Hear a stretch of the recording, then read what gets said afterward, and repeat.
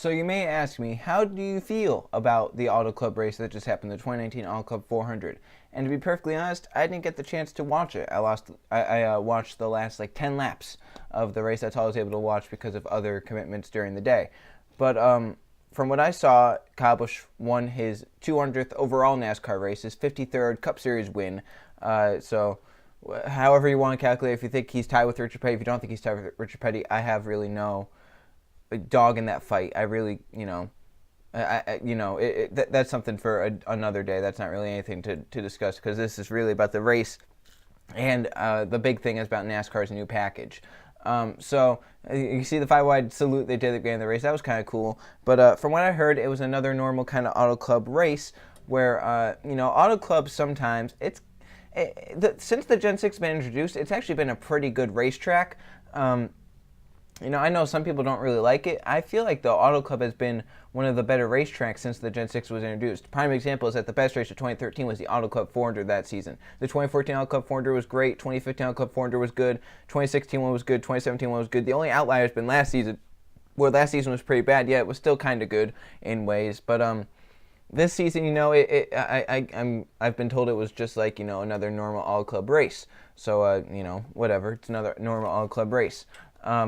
So, from not watching, I just looked at some passing stats and whatnot from the race. 18 lead changes during the race, which is, I think, a tick below the average since the Gen 6 was introduced. I think the average since 2013 at Auto Club was like 18.5. This one averaged 18. So, once again, right on the mark of being on average or not.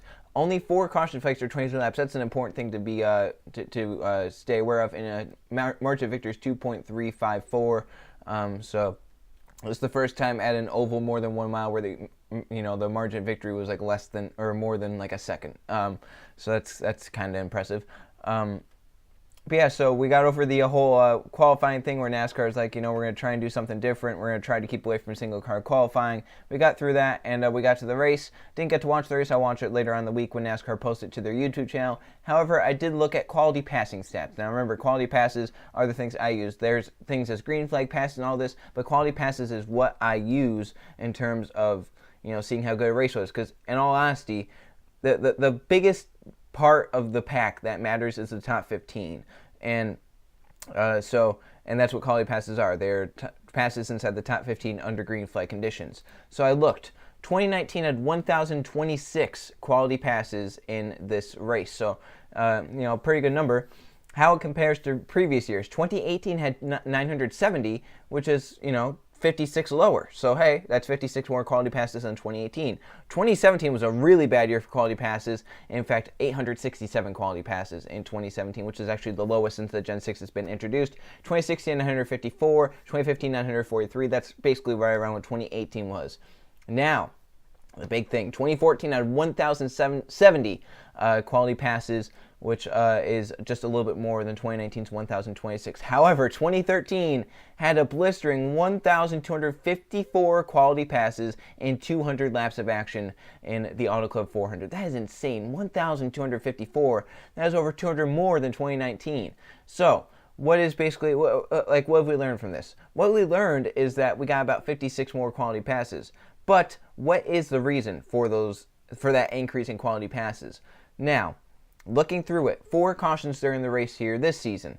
Last season had 5. 2017 had about 6. 2016 had some. 2014 and 2013 both had 9 caution flags during the race. Now, why is this big? Well, quality passes go off of green flag passes inside the top 15.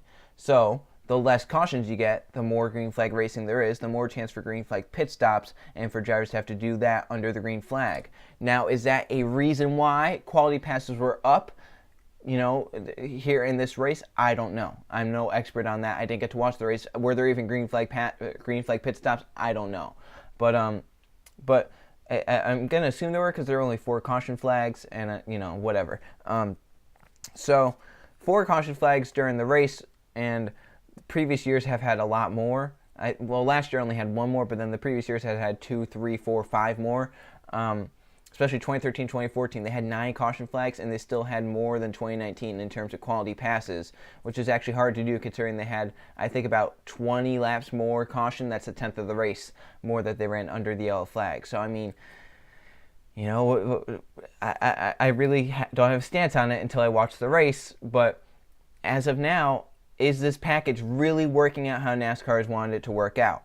Now, you know, we've had some quality pass, whatever, you know, and we haven't really had a lot of yellow flags either. You know, Atlanta's going to go caution-free except for the stages until, you know, Ryan Preece had his incident on pit road.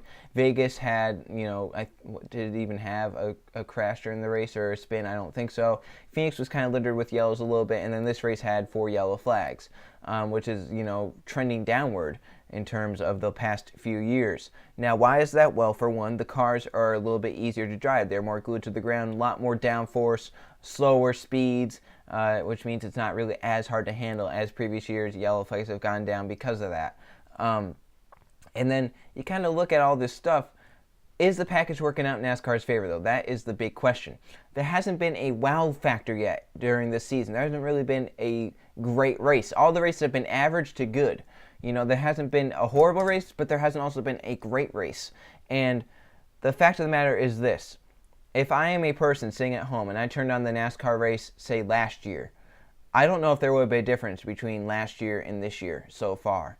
I mean, in all honesty, Daytona was a great race. Atlanta was just another Atlanta race. Vegas was a little bit better than normal Vegas races, but I still think the fall race from last year actually topped the spring race from this year.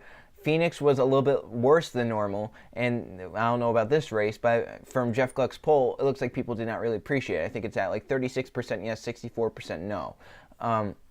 So, NASCAR made a huge change in terms of rules package, in terms of, you know, the package that they're using for the racing. The problem is, when you make a huge change like that, you need huge changes to the racing in response to that huge change. And right now, there's not been a huge change. The best part, what this package has basically done is made the restarts, the first 10 laps after a restart, competitive. After that, drivers just get into a position, and it's really hard to pass because of the downforce these drivers have.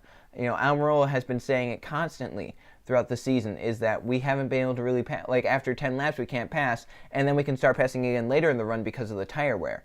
Now, this is where I kind of come in and say that's kind of true, because in my honest opinion, the best type of racing will happen when there are lower corner speeds.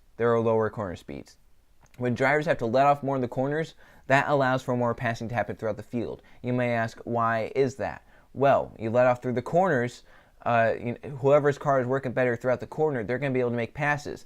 And for there to be lower corner speeds, there needs to be less downforce on the cars. And for there to be less downforce, there has to be a really small spoiler on the back, which would allow drivers to get to the rear end of another guy. Even though dirty air in these Gen 6 cars, dirty air is still going to be a thing no matter what package you use, because the Gen 6 is just a huge Gen 6 issue. A bigger spoiler makes so much dirty air that it just, you know, the lower spoiler, there's less dirty air last year than there was this year. You get to the back of a guy and try and get him loose. I don't know now if you're going to be able to get to the back of a guy and get him loose, because first of all, the cars are planted on the ground. Also, you get into the wake of a driver, it's just so hard. Drivers have said it constantly throughout the season. It's so hard once you're in the wake of another guy to, you know, it just gets harder to drive, harder to make, you know, runs on the guy in front of you. And that is a bad thing for NASCAR. NASCAR, you know, they said we're not expecting pack racing, we're expecting racing to be closer throughout the field. Did they accomplish that in the way they were thinking? I don't think they did, honestly, because the racing is still kind of spread out throughout the field. You may get a battle or two throughout the field, but that's nothing like we haven't seen in the past. You know, last year's package, they're still bound throughout the field. You know, sure, it minimizes maybe some huge leads, some stuff like that, but there's probably going to be a race this season where the lead might grow and it might get up to a nice amount. You know, and in all honesty, is there really a difference between an 11-second lead and a 3-second lead? Once you get out that far ahead, there's not really a difference. The only difference is that, you know, you have more lead to give up if you needed to. But at that point, when the best car's out front, like Martin Truex Jr. was last year, and he pulled out to an 11-second lead, and when Kyle Busch's out front now, and he pulls out to like a 3-second lead, you know, they're not really running Kyle down. They're not going to run Truex down at that rate. So, I mean, is there really a difference? I don't know. And that's where it's kind of just like, has the package really worked the way NASCAR needs it to? I don't think so right now. I think NASCAR made this huge change, and they need a huge change to the racing response. They've made the huge change. They haven't really gotten a reaction to the change at all. They've kind of gotten, they haven't really gotten much. Maybe the races have gotten a little bit better, but it's not a huge jump that would make me, think this guy get new people into NASCAR. In all honesty, I think advertising more and stuff like that will get new people into NASCAR. Now, granted, this is another race this season where we have had an uptick in ratings. This race got, I think it was a 2.5 on the rating last year to 2.4. 2017 had like a 2.9 or something. So the race went up about 4%. The question is, can NASCAR keep this going? Because as of now, the new package hasn't really been working out, and we saw at Atlanta there was a rating, increase just a little bit. At Las Vegas, the rating spiked up because that was the first race with the whole new package. But now Auto Club, the second race with this quote-unquote new package, hasn't really gone up in viewership. And went up 4%. Sure, that's better than nothing. It's better than declining. I'll agree that as long as NASCAR stays stagnant at this point with their ratings, that is a win for NASCAR. And that possibly this is now where the lowest of the low will be. This is where the canyon finally ends. Maybe now you can start to go up, because once again, 2021, a huge year for NASCAR in terms of Gen 7 car, the schedule, and the tracks that they're using. So, I just, in my opinion, this package, it's not much different than what we've been seeing the past few years. I don't think it's worked out like it should. Maybe it's made the restarts a little bit more exciting because the drivers have more downforce to where they think they won't, they don't have to worry about spinning their car out because they don't have enough downforce. But, in my opinion, 10 laps of better racing isn't going to make a 200-lap race. If you have 2 cautions during the race, you get 10 laps of better racing. That's 20 laps. That's only a tenth of the race. Especially since, I don't know. But that's just my opinion. I think NASCAR needs to have a great race soon with this new package. Like, we might get a great race at Martinsville, but that's Martinsville. It's a short track. That is basically the package that NASCAR needs to be looking towards, is short tracks. So Martinsville is next. I'm very excited for that race. Martinsville normally never disappoints. And we'll just have to see how that race goes. Martinsville's normally fun. Last season, we saw a great Martinsville race in the fall with the whole bump and run and the damn war. Will that get a part 2 somehow? Who knows? But, yeah, so that was my Auto Club review, even though I didn't really watch it. That's just kind of like what I feel about how the racing was in terms of like passing stats and whatnot. And just, what I think NASCAR is maybe feeling about the package right now. They've maybe expected a little bit better racing, a little bit closer racing, but I don't think they've really gotten it so far. I feel like if we had kept last year's package and gotten rid of the in-car track bar adjuster, I think it would have been, just as good as it is this year, if not maybe better. So that's my opinion on it. You could say your opinion on what you think about the package so far this season. But right now, I feel like it hasn't really been good for NASCAR. It hasn't failed because it hasn't made the racing worse, but maybe in the way NASCAR is looking at it, it has failed, but it hasn't really affected the racing that much, which isn't really what NASCAR is looking for. They're looking for better racing. They have not gotten it so far this season, in my opinion. So that's just how I feel about it.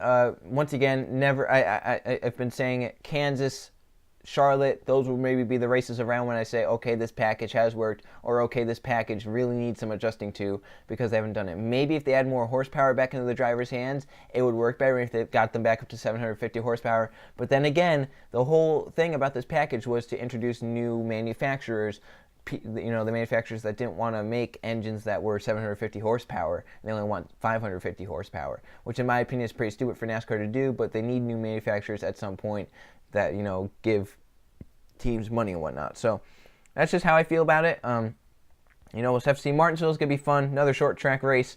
NASCAR needs more of these because, my gosh, they're scattered throughout the schedule, and we don't have enough. We have, 2 Martinsville races, 2 Bristol races, 2 Richmond races. We need more short tracks NASCAR. So that's it. I thank you guys for watching. I'll see you guys for the next video.